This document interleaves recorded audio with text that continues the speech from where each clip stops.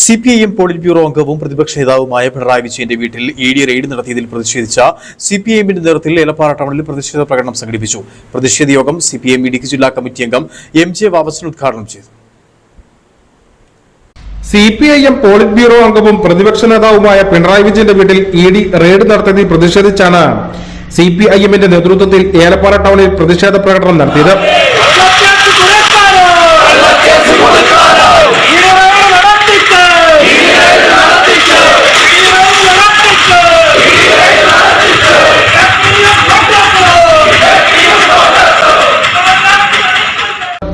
പ്രതിഷേധ യോഗം സിപിഐഎമ്മിന്റെ ഇടുക്കി ജില്ലാ കമ്മിറ്റി അംഗം എം.ജെ. വാവച്ചൻ ഉദ്ഘാടനം ചെയ്തു. വീടുകൾ എന്ന് പറയുകയാണ്. തിരുവനന്തപുരത്ത് പിണറായി വിജയൻ താമസിക്കുന്നത് വാടക വീടാണ്.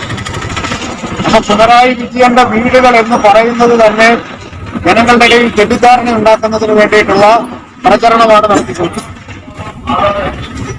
മുഹമ്മദ് റിയാസിന്റെ വീട്ടിലും മുഹമ്മദ് റിയാസിന്റെ അച്ഛന്റെ വീട്ടിലും അവരുമായി ബന്ധപ്പെട്ട ആളുകളുടെ എല്ലാ വീടുകളിലും റെയ്ഡ് നടക്കുന്നുണ്ട്. ഇത് വളരെ ആസൂത്രിതമായി നടത്തുന്ന റെയ്ഡാണ്.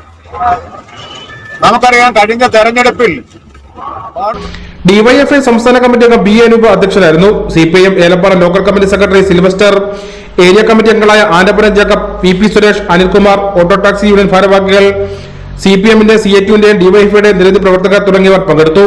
News bureau, Peermade.